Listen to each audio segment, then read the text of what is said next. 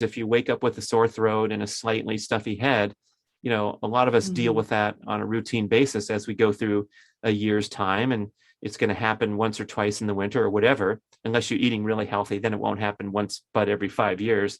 But anyway, if you wake up with a sore throat, I strongly, strongly recommend from life experience that you don't do any exercise until your symptoms disappear. And what will happen if you rest, you take a day or two and then you feel fine. You feel 100%. But if you allow a cold to take hold, which is the sore throat is the first manifestation of, the upper respiratory infection, it's going to take you down from feeling optimal for 2 weeks.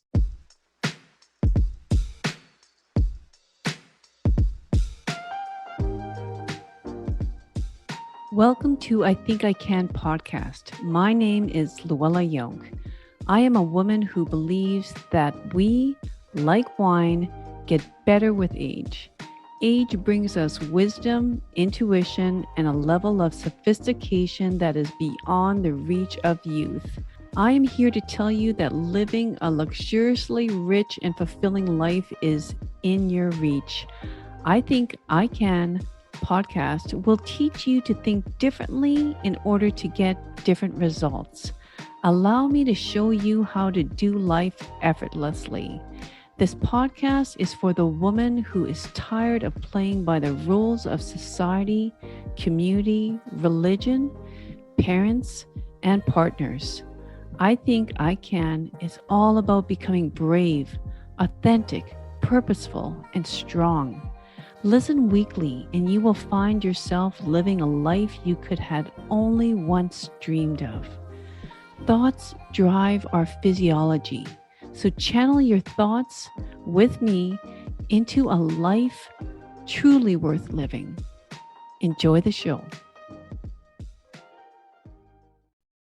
Hello, everyone. It is with great enthusiasm that I have here with me today, B.rad Kearns. You may recognize B.rad's name as it relates to breaking the Guinness World Record in speed golfing, or being number one ranked USA age 55 to 59 high jumper, or being third world ranked professional triathlete, or perhaps because he's also a New York Times bestselling author. Or maybe it is because he and Mark Sisson are the creators of a signature morning exercise routine. Wherever your recognition of his name leads you, B.rad has a wealth of knowledge when it comes to leading life with enthusiasm and gratitude. All of his work will be linked in his bio.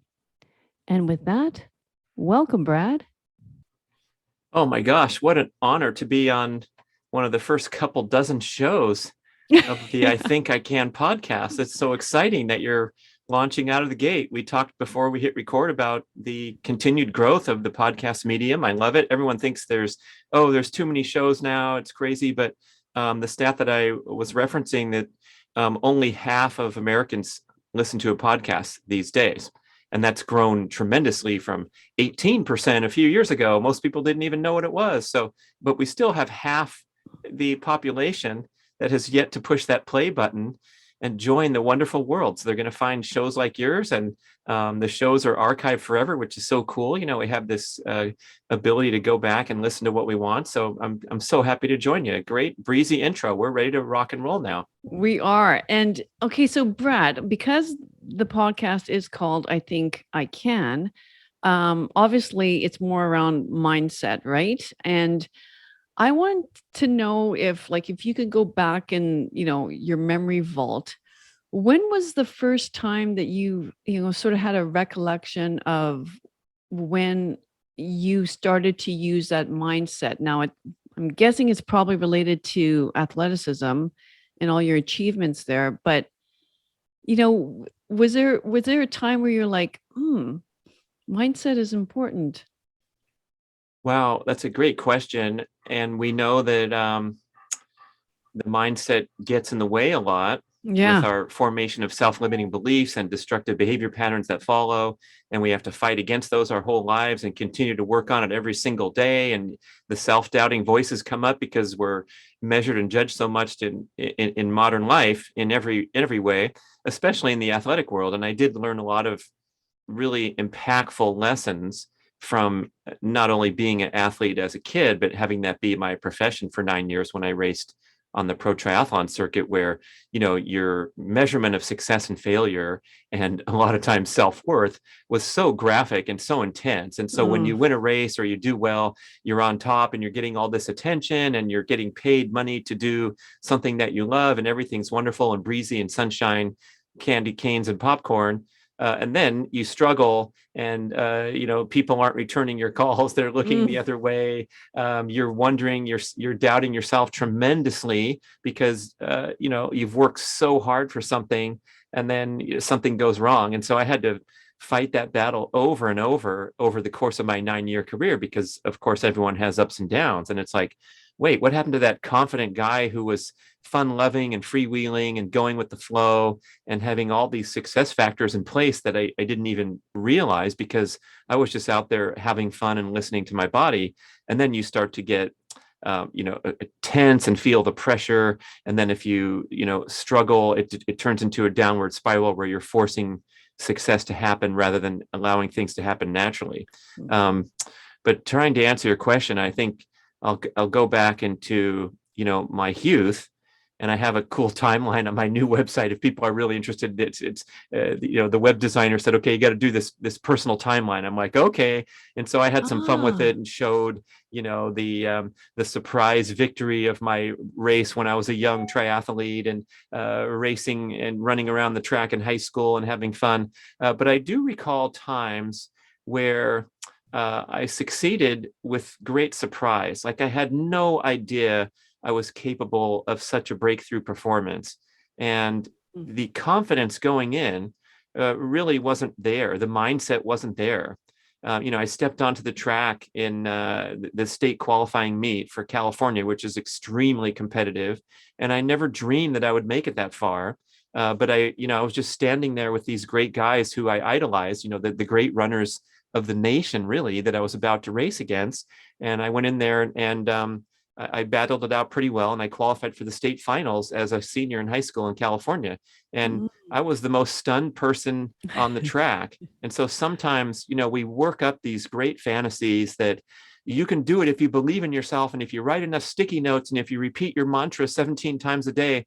I'm wonderful, I'm great, I can succeed, money comes to me naturally, I thrive in abundance and wealth, and I emanate over my consciousness. And that's great. And I'm starting to believe in that power of positive thinking and mindset more and more.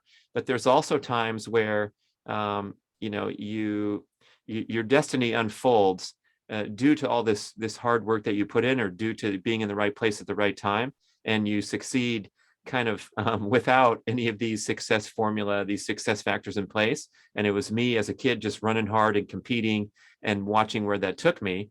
And then you try to build off of that, of course, rather than just stumble through life and have success here and failure here. Well, I think you're making a really good point about something, because as you talked, I was sort of going back, and believe me, I don't have any huge athletic like performance records as you do, but I did run, I did do half marathons, and back in my 20s and 30s, and I did come in third place overall women in our local city here. Woo! So yeah, but I have to go back to that. Like I remember my neighbor saying, "What's your pace? What was your pace?" And I, honest to God, like I don't like that was when we had like what's the word? It's not digital. Like I didn't even have like any sort of um tech device on. And so I was just like, I just ran. It almost sounds like Forrest Gump, like I just ran. It's not a, and, but I think it's the passion. Like when you were, a high school student as well, it's sort of like you weren't in it to necessarily, like, perhaps you weren't that competitive, or perhaps you were, But the fact is that you were there on the track because you wanted to be on the track. You're passionate about running. It felt good to you. And yeah, I think you're right. I think sometimes we put a little bit too much of, I don't know. I must have wanted because, the sleep I had the night before, or, what I ate 3 days before, or yeah, I did that whole like sports psychology thing, whatever that I was trained to do. But maybe you got it because you're just good. Like you're passionate. Well, this is a tightrope I've been trying to walk on my whole life, which is to maintain that competitive intensity, that passion, that desire to excel and push your body harder, push your mind to achieve great things, but also releasing your attachment of your self-esteem to the outcome of what you're doing. So it's like being a competitor Mm, with no limits placed on yourself, and designing the life that you want and achieving these wonderful goals, but not becoming the person who's just stuck up on all that and loses their substance or their humanity.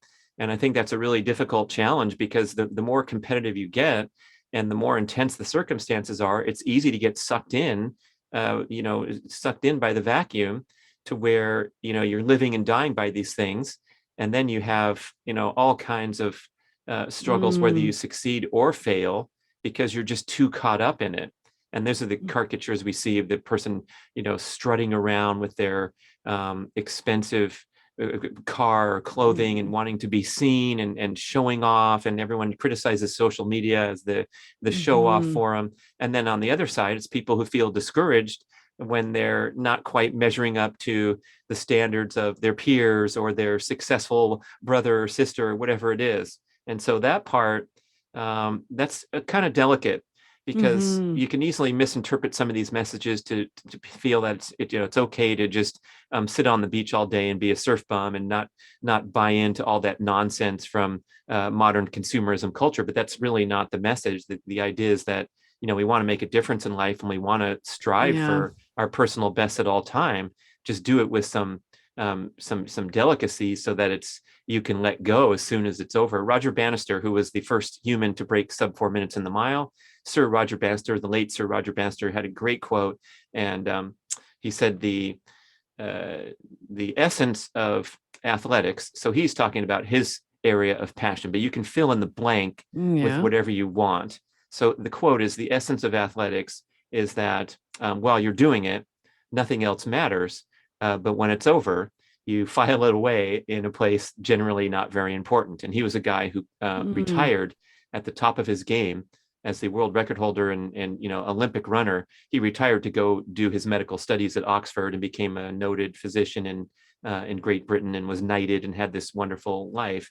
But he quit at the top of his game because he had a higher calling, and Mhm. he knew that athletics had the proper perspective. He's just running around a track after all.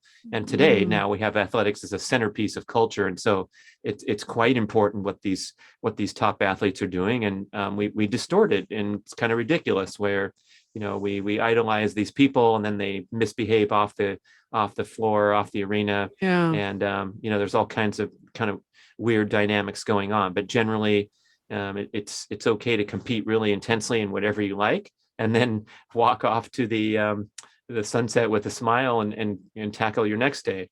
Yeah. So that's sort of is that how you sort of retired after, you said 7 years? I Of competed as a pro triathlete for 9 years. 9 years. Okay. So it's like when I hit 30, I was absolutely exhausted. My body was trashed. I wasn't competing. I had fallen off a few percentage points or whatever from my very best, which was a couple years prior. And it was time to move on with my life. So it was a nice, graceful exit, because Mm. I didn't have any unfinished business. I got the unfinished business beat out of me from the guys that I used to kick their butt. So Mm. that was a compacted journey where I learned a lot, traveled a lot, competed a lot, pushed my body really, really hard. But in many ways, it was not aligned with physical health or longevity or any of these No. things that I'm focused on now or that I'm trying to promote. So Mm. you have phases in life which are great, and I really went for it, and it was like a childhood dream to be a pro athlete and travel around the world and train and race, at this high level. But boy, it's not sustainable. And then, in reflection, now I'm realizing that a lot of the stuff we did was kind of stupid and unhealthy. But that's what you need to do when you're trying to make those incremental improvements. Yeah, exactly. And I think what you're kind of sort of speaking towards there too is like, the name of your podcast, Get Over Yourself. Yeah, my It former name, I changed it to the B.rad podcast, but I right. started out calling it Get Over Yourself because that's kind of like this great, this mantra to keep yourself in check when you think you've had such a horrible day. And it's not easy for us to make that jump and have someone No, say, well, think about those poor folks in Ukraine. Oh, yeah, I know. well, it doesn't help me with my credit card bill, so shut up. Yeah. It's really hard to get out of your own way and the intensity of your personal problems and challenges and have some healthy perspective. They talk about forming a gratitude practice, and a lot of people are touting that. But even that, I just heard an interesting insight from Dr. Andrew Huberman, great show, and he Mhm. says that uh, you know, counting your own good fortune does not really light up the gratitude pathways and the desired effect in the brain as much as listening to other people's stories or being able to give to someone else. So the greatest gratitude comes when you help someone else out, Mm. not so much when you can open the door and look out at your brand new Porsche and feel grateful that you were able to earn enough money to buy that. That's not quite as powerful as being contributing to something greater than yourself. So that's an interesting spin on, this is how to tap into gratitude, is get Mm. off your get off your couch and go help somebody out. Yeah, no, excellent point. I think, to be of service to someone, right? And I think, you could also describe, your transition a little bit like that too, is sort of you had your stint at being, a top athlete and you enjoyed it, but you saw what it was doing to you physically and mentally. So it's time to step down from that. And then would you say it's accurate for me you know, to say that then you went into being of service to others? So perhaps they don't do the same? Is that how you got into your your health journey? But I mean, loving, you know, Right. Part of it is, I've written a lot about endurance sports, endurance training. Mark Sisson and I have a great book called mhm, Primal Endurance and an mhm, online multimedia video course. And it's really our effort to, to give back in that way and say, do as we say, not as we did in certain ways. mhm, And I'm kind of being black and white here because there were so many great things about being an athlete.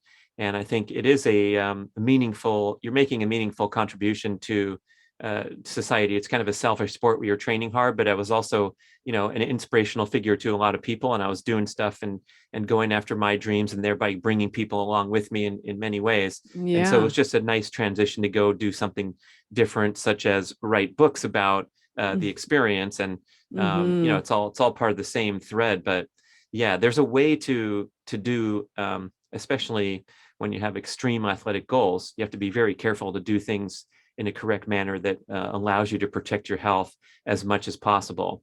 And then, when you're trying to go from an hour 48 minutes on Olympic distance race course to an hour 46, there's going to be places where you're going to put your health and healthy, balanced lifestyle aside.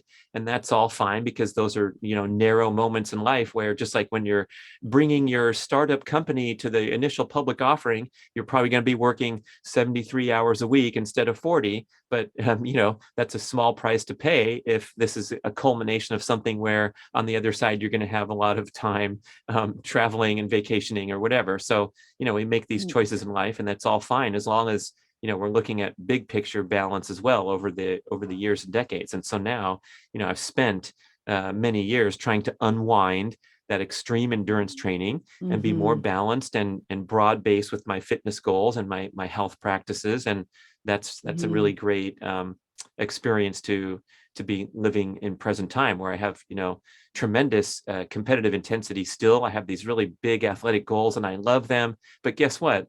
I'm an old man. I'm not kidding anybody. I'm going out there and doing high jump and I take it so seriously, but there's no one there. I'm at an empty stadium and I'm screaming when I jump over the bar and raising my hands up and there's no one watching, but I feel the same inside as I did when I crossed the finish line when the national championship show was being televised by ESPN and I was getting the big oversized check and smiling and people are clapping. It's the same inside. And that's the important thing, is to keep that passion going, whatever we're doing. And so such that whatever we're doing right now is super important and super meaningful, regardless of what outside society judges it, right? Right, exactly. And like, I think you're speaking towards, even making sure that every day you do some sort of self-reflection and get in tune with your feelings and your emotions, right? Like you by yourself on that track, it's sort of like, how does this make me feel today doing this? I'm not doing it for anybody, but how does it make me feel? And if it's feeling good,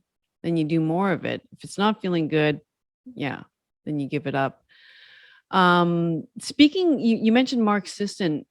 I mean, I'm sure you have a lot of different mentors, or people that have inspired you to do what you wanted to do, but Mark would be one of them. Or was he number one, or how, like, who comes to mind when you think about your mentors? Oh my gosh, we've had such a great journey together.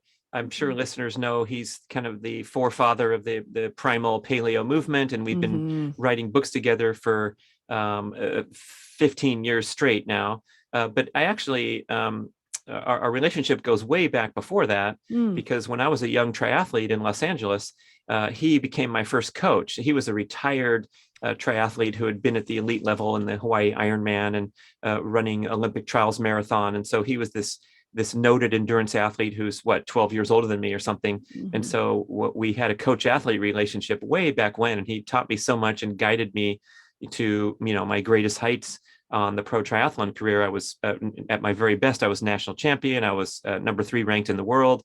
And we had a really unique relationship where it was based on the philosophies that we convey to this day in the book Primal Endurance, rather than the nuts and bolts of him timing me with a stopwatch at the running track and pushing me harder and yelling my name to go more like, you see in the movies. But it was more like trying to achieve that balance in a sport that was very unbalanced, and opening my mind to, being more trusting of what my body was telling me, rather than just being a robot and getting out there every day and working hard in the name of, trying to rise up the competitive ladder, because we know that that's a disaster. If that's all you do is just unleash your competitive drive every single day in workouts, you're going to get buried. And then when the race comes, you're going to be too tired, injured, burnout, whatever. And so, we've had that kind of similar life experience to where he's been a mentor in every way, especially with, some of these, he's got these, sayings that resonate.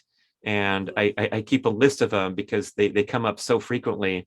And some of them just are silly, but when we've gone through life together and been in these battles, both in the career setting and the athletic setting, it's kind of nice, and we smile about them all the time. One of them is, hey, if it was easy, everyone would be doing it.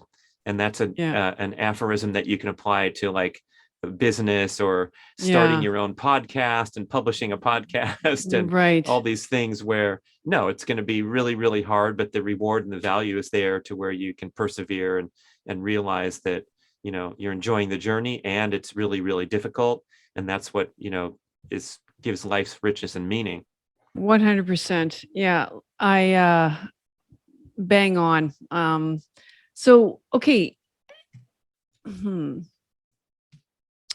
Would you say you were born to be like, there must be like the competitive nature in you, whether it's sports or elsewise, but like, were you ever in team sports, or was it always solo?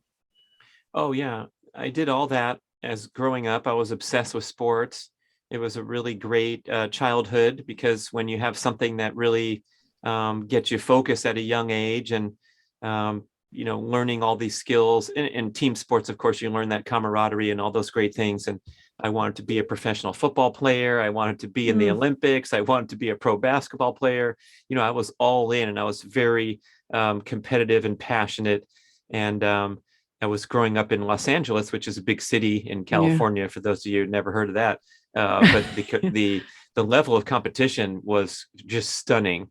And so even though I was probably a pretty good childhood athlete, if I had been in Saskatchewan or Iowa or something, maybe they would have made me the star. I don't know. But in Los Angeles, you get to the public high school, and I went to this very large public high school. And so when I showed up the first day on campus and saw the football team heading out to practice, my eyes got really big, and I'm like, I ain't playing with those guys. They're gigantic. This is ridiculous. And then I later learned that was the Frosh soft team. I thought it was the varsity team. No, the varsity team was much bigger and stronger than these little guys, but I was another level down from that. So I immediately was spit out to the running organization, because that's where they send all the little guys that can't make it on the major competitive teams. So I started running cross country and track, and there's a really good community around that in most high school settings. So we had a great group of kids that loved to train together and socialize. And, that helped me form my identity as a young person. And as I said before, I got pretty good. I got to, national ranking level and state high school level. And so that was all a wonderful experience until, things fall apart. And in college, they fell apart because I got sick or injured 5 seasons in a row, because the program was too strenuous and it wasn't set up well for the individual. And that was my first learning experience about training philosophy, structuring workouts, noting the individual differences between athletes and how they develop and respond to training stimulus. And it was, the abject failure of my college running career that helped me open my eyes to, go on this path of becoming a coach and an author and a spokesperson and someone who guides others to train properly, just because it was such a disaster and such a joke, really, that you kept pounding this poor kid who, had some talent, had some competitive drive, was willing to do whatever it took to succeed. And it was just ruinous. And so that's when I kind of, put my middle finger up to the system and said, you know what, I'm going to do this myself. I'm going to go my own way. I'm going to try this new sport of triathlon, where you can swim and bike, which are both, zero impact. So you're not going to get hurt too easily or as easily as you can in running.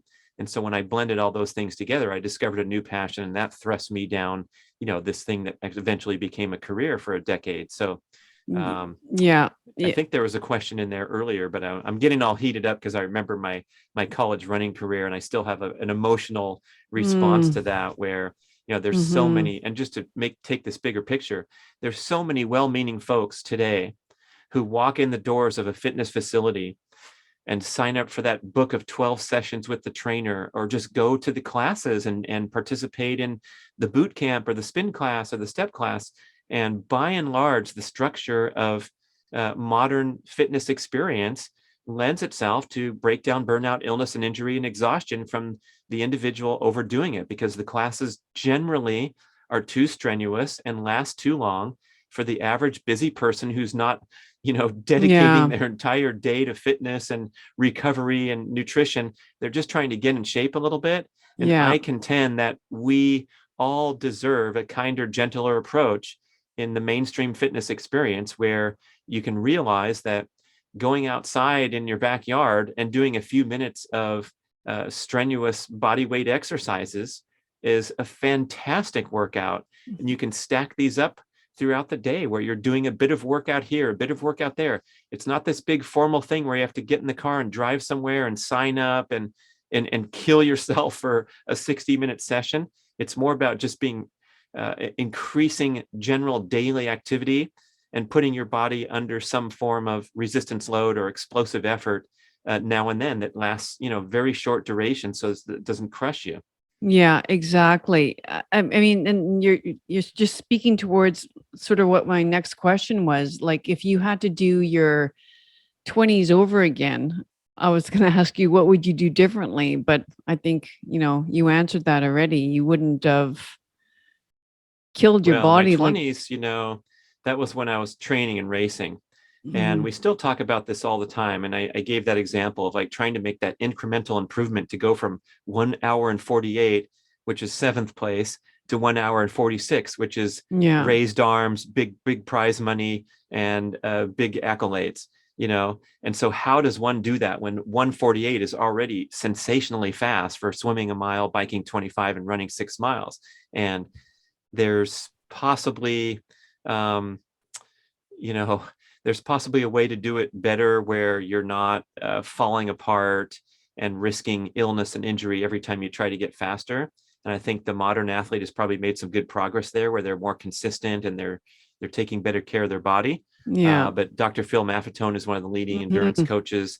Yeah. He contends that there's also a lot of genetics here, where you can Mm. do your absolute best and train really well and eat well and head out to that half marathon in your area, and you finish in the middle of the pack.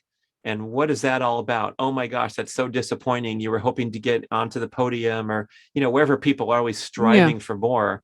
And that was an interesting interview I had with him, because I really thought about that a lot, thinking, we try to force things to happen in a very competitive setting where it's not our destiny. It's not meant to be. If I had been that guy and gone out to the football team instead of running around circles, Mm. I don't think they would have cut me, because I would have tried really hard and I would have gone into the weight room and gotten bigger. But it's like that wasn't necessary. I didn't need to go get my body slammed to the ground 178 times to realize that I'm a hardworking kid who sets Yeah. goals, And Yeah. so Mm. maybe we should be more satisfied with finishing in the middle of the pack and doing the best we can for the circumstances that we have, and the time commitment and the energy commitment that we want to give to it, rather than constantly striving for more and more and more and being disappointed. And I remember so many times in my career, flying home from a tropical island where we had a great week of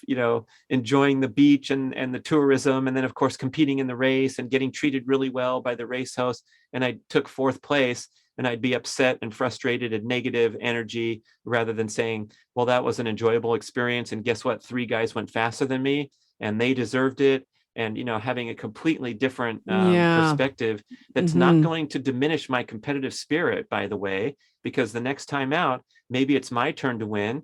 Maybe I correct the mistakes that I learned from, but I could do all these things in a positive and empowering manner, rather than having that negative voice coming in and being self-critical and self-doubting and all those things that we traffic in when we're talking about competitive settings. Yeah, exactly. Yeah. Everything in balance, right? You know? Yeah, I'd be careful saying that when it comes to diet, because I hear Well, that backlash from people. Hey, everything in moderation. You got to enjoy life too. And I'm like, I don't enjoy putting toxic poisons in my body that big billboards tell me that I should consume to be happy. So when it comes to diet, especially because we have all these marketing forces, you got to be extreme and highly devoted to your health and make good choices. And yeah, when it's time to celebrate, I had a slice of cheesecake last night because I was celebrating our anniversary. And I said, what the heck? And I don't need to eat mm, that again for 6 months or a year, because it's just yeah. not part of my scene. But once in a while, I was able to enjoy it and be completely immersed in that experience of, taking whatever many bites and then go on with my life. And I think that's the part where, um, we're walking around with all this guilt whenever we depart from our ideal dietary plans. And so we get Yeah. into a negative mentality about diet because we're not perfect. And then we get into these habitual behaviors where we're making excuses, rationalizations, and saying, hey, what the heck, everything in moderation. I'm not going to get too worked up about it. And I'm like, I am, because I don't want to get cancer when I'm Yeah. 78 from having a flimsy commitment to extremely healthy eating, especially with all these forces against us. Right. And like we were speaking about that a little bit prior to, hitting the record button too about, yeah, well, I mean, I just think you, you can be almost like too much the other way too. That's why I said balance in that sense, right? Like, like you were talking about overdoing the fitness, like grinding it hard every day at the gym. And what that can do to, your muscles and just your overall physical health. and we'll talk a little bit more about testosterone a little bit later, but I know that, you have that supplement, um, that the supplemental testosterone that you created, but just even in terms of, self-care, and you're not caring for your body when you're putting all this processed food in it. So, I mean, I guess teaching the younger generation a little bit more about that, but not being obsessive about it as well. I mean, it's just like orthorexia is, something that's very prevalent as well, but Mhm. there's always just really two ends of the spectrum, hey, on that. And it's just sort of getting to a place where you're aware, of both those ends, and you just try to land somewhere in the middle and forgive yourself, right? Yeah, At that's a times. good point. We don't want to take things too far to the extreme. Mm-hmm. But when it comes to making conscious choices and getting into um, you know, positive habit forming, where you just Yeah. decide, look, we know how it works on the extreme levels when people decide to stop drinking and submit to recovery. It's not a flim flam thing. Like, I think I'm going to cut back this month because I'm, in the extreme throes of alcoholism or what have you. We have to take extreme measures. And I'm just saying, like, some of that mentality we deserve to apply to our basic grocery store shopping choices, Yeah. because I don't think it's, well enough appreciated what a disaster is happening right in front of our eyes. And Mm-hmm. everyone's touched by the tragedy of cancer, cognitive Mm-hmm. decline, Alzheimer's, dementia, all these things that are, coming up in increasing rates. And a lot of it's lifestyle related. And we're, Mm-hmm. we best wake up, whatever age we're at, if it's 37, 27, 47, 57, and say, hey, what can I do to minimize my odds and do things right and set the odds in my favor? And of course, that doesn't mean that you have to go over to the 96% mark on the continuum into orthorexia, where you're that rigid. But Mm-hmm. it's better decision making. And then when you are more conscious, then you have a greater appreciation for healthy eating rather than just mindfulness and habituating. And the same for exercise. Like, when I've coached athletes, I ask them to, define a purpose for every workout. And if the purpose is to recover, support recovery with a very, very easy training session, then head out the Mm-hmm. door and commit to that. And if someone passes you on the bicycle trail, don't give chase to them because they're wearing sneakers and you're wearing expensive shoes and you have to show them who's boss. Maintain that awareness of what you're doing with each workout, and Mm-hmm. monitor your signs. If you wake up with a sore throat and a slightly stuffy head, a lot of us deal Mm-hmm. with that on a routine basis as we go through a year's time, and it's going to happen once or twice in the winter or whatever. Unless you're eating really healthy, then it won't happen once but every 5 years. But anyway, if you wake up Yeah. with a sore throat, I strongly, strongly recommend from life experience that you don't do any exercise until your symptoms disappear. And what will Mm-hmm. happen if you rest, you take a day or two and then you feel fine, you feel 100%.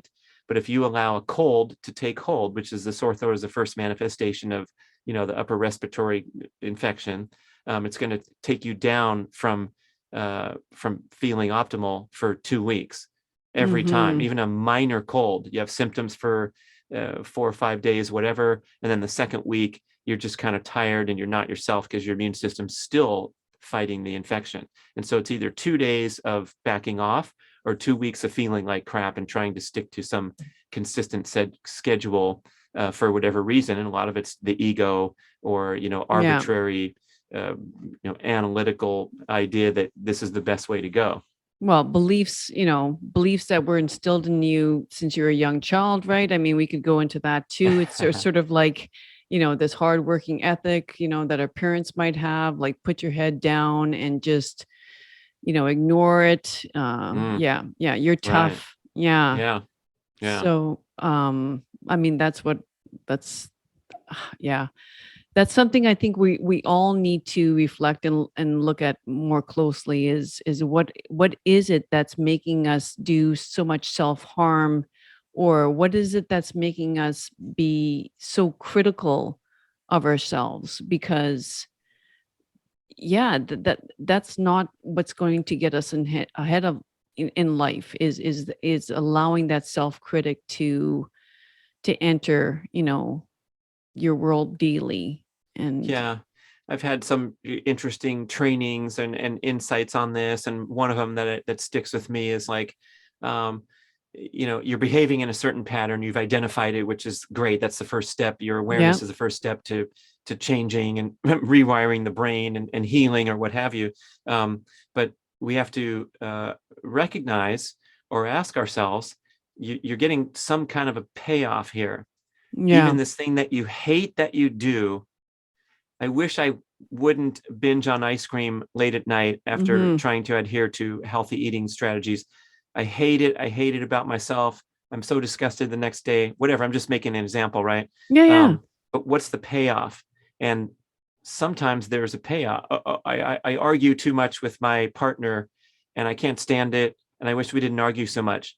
But there's a payoff, and a payoff doesn't have to be a good thing, but there is a payoff. There's a reason. And so when we can get to the heart of that and try to acknowledge that we no longer need that payoff, and we can think of a different possibility, such as striving for a different payoff, one that really feels good and is positive, Mm. then we can kind of get to the source of the problem. And I don't know, arguing, what's the payoff? Is you get to be right.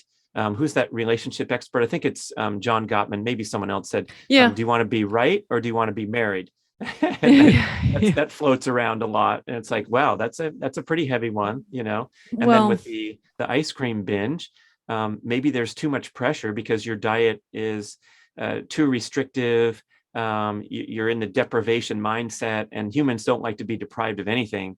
And so mhm. we're gonna break free from the shackles. We're going to rebel as teenagers if our parents are too strict, and we're going Mm. to rebel against a self-imposed super strict diet by reaching for that pint of ice cream and getting that instant gratification. Of course, the payoff for Mm. those types of behaviors are right there. It's the dopamine flooding the circuits of the brain and giving you Mhm. that instant gratification. And by the way, the research shows the same thing happens when you're in an argument. You're getting a burst of these Mhm. neurochemicals that Mhm. give you an instant charge, and you're so programmed to do that because that's how your childhood went with Right. occasional outbursts, and so you're trained that that's part of life, and so you continue down those patterns. Mhm. I think it's all relates to yeah, and John Gottman, he was, I definitely well, he's a bit of my mentor too. I was trained in the Gottman method of couple counseling. Oh, nice. Yeah, Wow. yeah, Love actually that getting guy, the getting whole certified. Yeah. institute. Yeah. Yeah. I know. And he's funny too. He's Got to be funny when you're slapping people in the face with wake up calls. Absolutely. yeah. And so it does relate all into like how are you feeling? Like even how are you feeling after doing what you just did? Is it making you feel better, or is it making you feel worse? Like you jumping over, the high bar, is that making you feel better, or is it making you feel worse? If you had a rough day and you're having a bit of ice cream at night, like, not the whole pint, but if you're having some ice cream, like, is it, do you feel better? Do you feel worse? And I do feel like it's very important to, like, if it's making you feel worse, then let's get out of that habit. If it's occasional and it made you feel better in the moment, then great. But yeah, it always, to me, you need to do that self-reflection. And I guess, that's stepping into the whole mindset and being present in the moment throughout your day, which is what we're all being challenged with. But I think many of us are and I say this all the time, or we're going through life like we're, sleepwalking most of the time Hmm. because we're so distracted um, with everything. Yeah. So, okay, I know we're coming down here, and I just you just naturally answered some of my questions here, but like myself, I have a 19-year-old and a 17-year-old, like two sons and a daughter, but the two sons, they're all about like, yeah, hitting the gym and getting the gains, right? So what would you, in terms of health, and maybe you partially answered this already, but like what message do you want to give young guys out there right now? And it kind of relates to testosterone stuff too, right? But Mm. what Oof. Yeah. We were just talking the other day, like wondering if every generation looks at the younger generation and laments that they're not doing this correctly, or we judge them to be totally screwed up, whereby right. we were different. And then our parents probably looked at us and said, these kids in the 70s, the 80s, whatever, Yeah. they are so off track. I mean, come on. So I'm kind of checking my story a Yeah. little bit here, but I grew up, I'm 57. And so, I'd say like half of my life was spent with no internet and Yeah. no Same. connectivity of that manner. And so Hmm. I read tons of books, and that would be Yeah. my weekend leisure time. I spent a lot of time outdoors when I was a kid, playing sports and adventuring Hmm. and riding my bicycle all over the city of Los Angeles, and all these things that are, my kids didn't have that opportunity because life is so different. And then the engagement with the screen, which is the biggest battle that I fought with my own kids. Now they're 24 and 22. Mm. But when they were young, I said, guess what? I'm a nice guy. I'm going to be a good dad, but I'm going to fight two battles with you until you're, sick of Yeah. me, and I'm never going to let down. And they are screen time and the food that comes into Yeah. your world. And I'm not going to be banning and forbidding and creating this artificial utopia at home where everything's wonderful. And so my goal was just to like supply them with a baseline of nutritious food. And then if they went to 7-Eleven Slurpee after basketball practice, I can't stop that anyway, right? Yeah. Yeah. They're But human. the big one is, I think, we're obligated to move more throughout the day. And the Hmm. great emerging research about human health shows that when we are still, even for as little as 20 minutes, we experience these adverse metabolic changes. We become less glucose tolerant and more Hmm. insulin resistant in Hmm. 20 minutes of stillness. Our brain function declines after a similar length of time, where we can't concentrate intently on a single focused task for more than 20 minutes without taking a break. And if we're not moving, if we're still, we're going to have a decline in blood circulation, oxygen delivery to the brain, whereby if we get up and move around just for a bit, I'm not telling to ruin your busy workday in front of a screen with 7 Yeah. different workouts, but if Yeah. you get up for 1 or 2 minutes and gaze at distant objects, or get outside and breathe some fresh air, even if it's Hmm. -4, I don't care. Go outside for 1 minute and do some arm circles and run back into the building. These are going to enhance your peak cognitive function and also improve your health. So Yeah. when the young kids are capable of, doing amazing things in their sporting activities or at the gym, and then when we see them down engaging with the screen for 7 hours straight, I that would be know. my area to say, hey, get up and go throw some weights around every Yeah. couple hours. And that's kind of good one to focus on right there. I think that's an excellent answer. It's even though we hear it all the time how important movement is, I don't think, well, relating for me to the mind, but also just health. Yeah, you're right. And they think they think it's all about that 60 minutes at the gym and but yeah, I love your Yeah. message. Yeah. Same with people of every age. We think that we got a hall pass to engage in a lot of stillness because we're a fitness enthusiast that hits the gym or does a workout once a day. And like, there's 168 hours in a week. And if we're working out, a workout fiend is working out for 7 hours a week, right? Someone Right. who's extremely crazy is working out 12 to 15 hours a week, like a triathlete or someone. Yeah. That's a tiny, tiny sliver of the pie going to that Hmm. 168. And so if we can Hmm. find ways to move more in a general sense, that means walking the dog. If you own a dog, my favorite examples. Like, give the dog the life it deserves and that you committed to.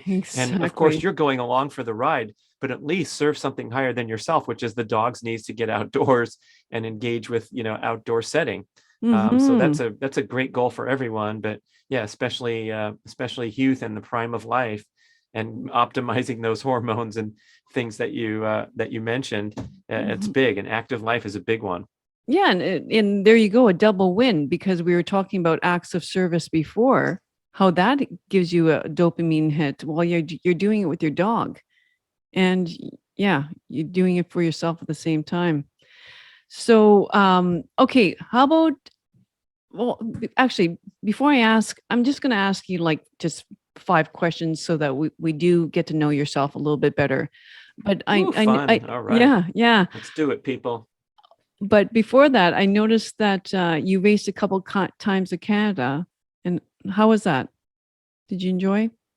I did what? You raced a couple of times in Canada, I saw. Oh, Canada, amazing place. I mean, the athletes there were so strong in triathlon, and so it really was a hotbed of the sport, and still is. My good friend Simon Whitfield, probably the most famous Mm, Canadian triathlete ever. He won the Olympic gold medal, the first Olympic gold medal ever in triathlon, and he gave back so much. Speaking of that, to the young athletes in his country, he formed his own sort of club or training organization where he'd bring the junior athletes along to training camps and head down to the mountains in Arizona or wherever they mm, went, and gave a lot of his resources and information to the athletes that came after him in Canada. So yeah, I mm, enjoyed going to Vancouver. We went to mm, Milton, Ontario. I went to Kelowna, and mm. it was always fun times racing out there, and some of my best races too. I have great memories of um, a lot of the Canadian events. Okay, great. Well, do you still do the cold plunge in your freezer every day? Oh, sure. You Yeah. do? Yeah. Okay. Lake Tahoe, for most of the year, it counts as a cold plunge. I think some researchers are saying like anything 60 Fahrenheit or below is a true cold therapy experience. But if you're Mm, at 65, like the summer in Lake Tahoe, I'm going to go swim for 10 or 12 minutes. And by the time exactly. I'm done with 10 or 12 minutes, I'm a little chilly. So it still is a cold experience, but it's far longer than in the winter when my friend and I go in there and the water gets down to 42 Fahrenheit in the winter. Let's see, Celsius, that would be, what is that, 10 or something? Yeah. Yeah, yeah, Yeah. yeah. Double it and add 30. That's 5. It's around 5 Celsius. So it's a pretty cold mountain lake. And we're only in there for 2.5 minutes at the most. Gosh. And then rushing into to the warmth of a hot spa or what have you. But I got kind of extreme about it, and I'd go in there and see how long I could last, and I could make it 5 or 6 minutes in my chest freezer with water at 38 by breathing through it and having this, mind over matter. Right. But then after a while, after years of doing it, you realize that the hormonal boost comes with a very short exposure. And so the Mm-hmm. average enthusiast who greatly misunderstands this fascination with cold therapy, thinking that, oh, you guys are crazy, I'm not going to freeze my butt off in this stupid chest freezer. That's ridiculous. But really what we're doing is we're not going in there and getting ourselves uncomfortably or risking our health Yeah. by lowering the body temperature too much. So I'm going in for a therapeutic duration where I get this hormonal boost. Of course, it's a shock. Of course, it's not a And pleasure experience like it is going in my sauna, right? But right. I'm going in for a short time to build focus, discipline, resilience, and also get the hormonal boosts and the anti-inflammatory boosts of some therapeutic exposure to cold. And so what that means for you, listener, if you've never done this, is get in your shower, take your nice warm morning shower as usual, and then crank the handle to cold for the final 30 seconds or 60 seconds and Mm-hmm. breathe through it and know it's coming, and get your hand on the handle, and then start taking some deliberate breaths and just crank that puppy and soak it up and get it all over your head. And you don't have to scream or tap dance around the water. It's just a devotion to something that it gives you net positive benefit because it's therapeutic. It's not torturous. Yeah. So with the mindset, I'm doing this because I love myself. I love myself. Nice. Yeah. Yeah. Okay. So what would be something about you that people would be surprised to know? Whether that relates to a phobia or, some sort of childhood experience or high school, like anything that you can think of? Oh my gosh, surprised to know. Well, you've heard about my long career in athletics and Mm-hmm. health and fitness, Yep. but I studied economics and Mm. accounting in college. And so for 11 weeks, I was a staff auditor for the world's largest accounting firm, wearing the suit and tie Oh, and wow. commuting in rush hour traffic and being a business Joe with that outfit and mixing in at the high rise. And I was absolutely miserable. It wasn't my calling, when you have that internal Yep. struggle in your mind, like, what am I doing here? And for the people next to me that I was hired with, the other young interns, they loved it, and that was their destiny, and they were all in, and they had wonderful attitudes, and they were learning and becoming better accountants. And I was dreaming of racing in triathlons and hiding the magazine inside my folder when we were doing orientation because I was so bored. And so Yep. back to that advice, okay, young kids, you got to get up and move around more, says some old guy. That's fine. But I also want to put in a plug for, you know, finding your passion and a strong purpose Mm. without interference from these measuring, judging voices Mm. from the outside world. And it's important to recognize now that we have enough billionaires to go Yeah. around. We have enough doctors for the most part, except in rural areas. But I'm making a point, right? We have enough Mm-hmm. accountants. We have enough senators in the United Mm. States Senate. There's 100 that, Mm-hmm. that they're full, right? So Mm-hmm. we don't need you to be anything except what Yeah. you really feel is your destiny. And there's also a lot of surf bums, but there's room for one more. If that's what you're going to be, it's Yeah. okay. And you can be a good person and make a contribution to the planet and feel fulfilled, even if you're not rising up to these high rankings where your parents get to brag about you. And we have all these messages. And I talk to my kids about this all the time, because everywhere they go, even with family or people close to them, they're like, oh, so how's school going? What's your major going to be? Oh, philosophy. What are you going to do with that? And I get lit up when Mm-hmm. anyone asks that of my Mm. kid. And then I have Mm. to debrief them after. I'm like, you know what? You do whatever you want with that as the answer. It doesn't have to lead to an end destination, and it probably Exactly. won't anyway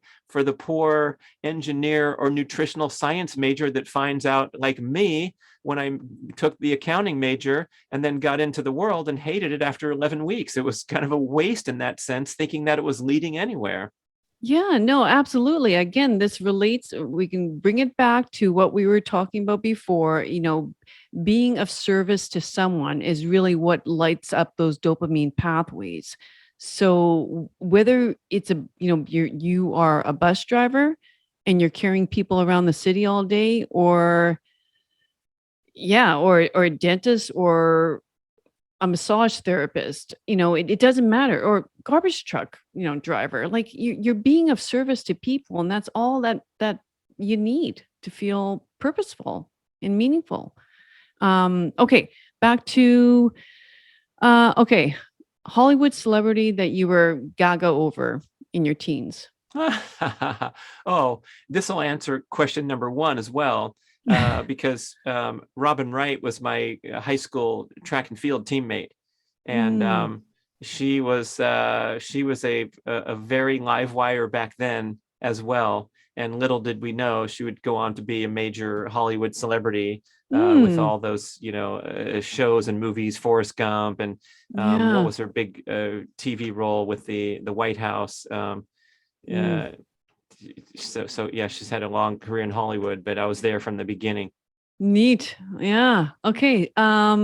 If I could put you on a private jet to wherever you want to be, where would that be right now? Uh, right where I am. That's Right here is great. the place to be, and then tomorrow it could be somewhere else. But um, we've been doing a lot of traveling lately because our house got destroyed by a tree, so we've been homeless for a Oh. year, and we have plenty Mm. of other opportunities, with family or second home in down from Lake Tahoe in different city. Mm. But it's been great because I've had to exist in sort of a temporary mode, and you realize that a lot of the things we create in daily life, to feel a sense of protection or groundedness, it's okay to kind of not be attached in the manner that we strive so hard to be attached to. And when when you're forced to reckon with change, upheaval, you adjust, and it's wonderful. And so I like relocating, and my sister moved to Hawaii recently. We've been there 3 times in the past year. So that's, if I had the jet gassed up, I'd tell them, hey, we're going to go to Hawaii, but it might not be today. It's whenever I feel like it. Yeah, no, exactly. Okay. Final question. If you had permission to eat a not so healthy food all day long, what would that be?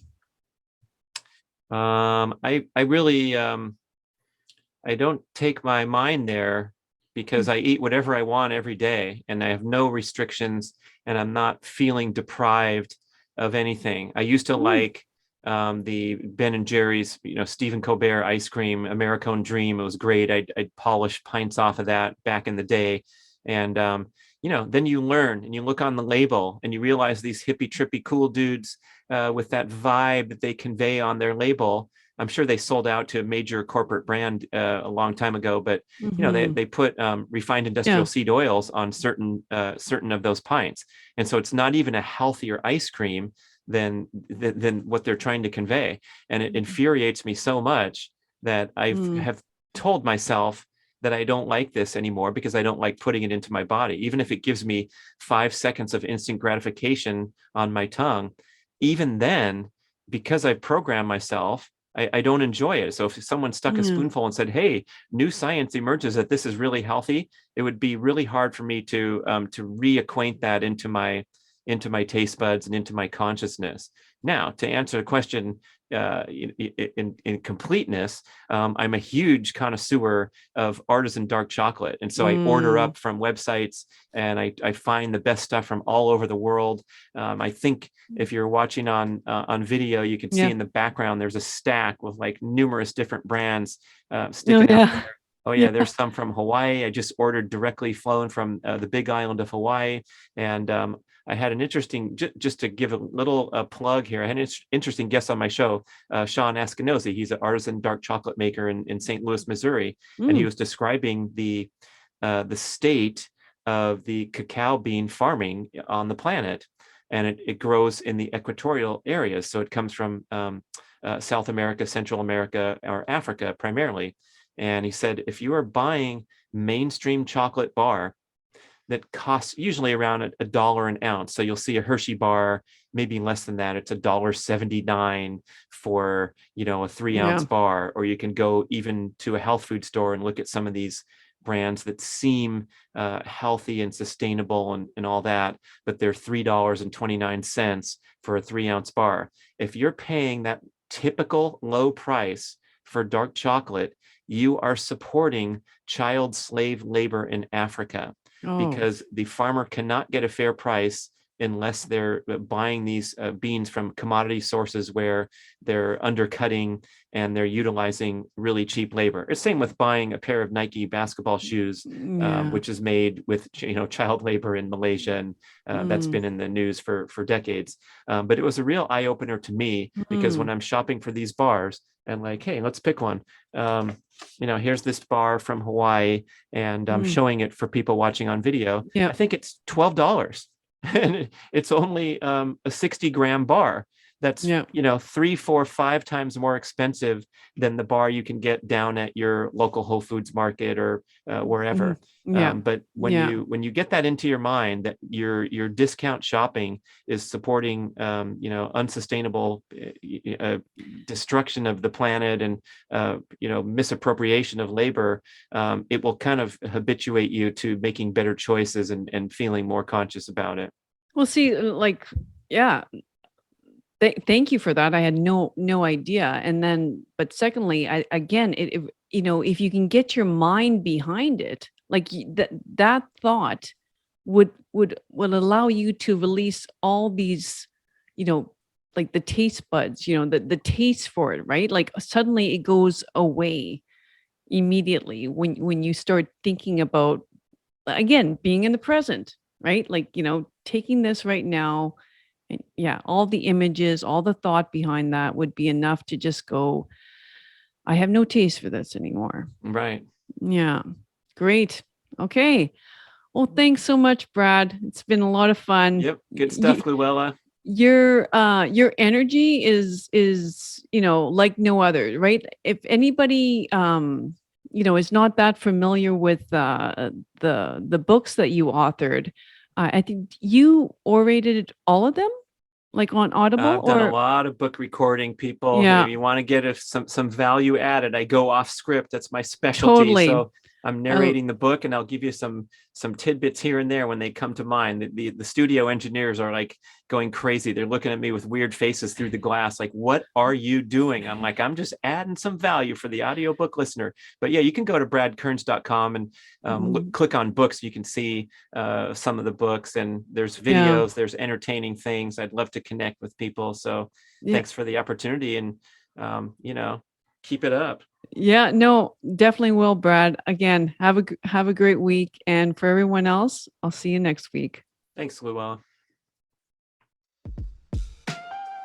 Thanks once again for joining me on another great episode of I Think I Can podcast. If you liked it, please subscribe below so you don't miss out on any future episodes. And until next week, treat each day like it was your last, because each new day is a privilege that we shan't take for granted. Cheers and have a great week. Bye-bye.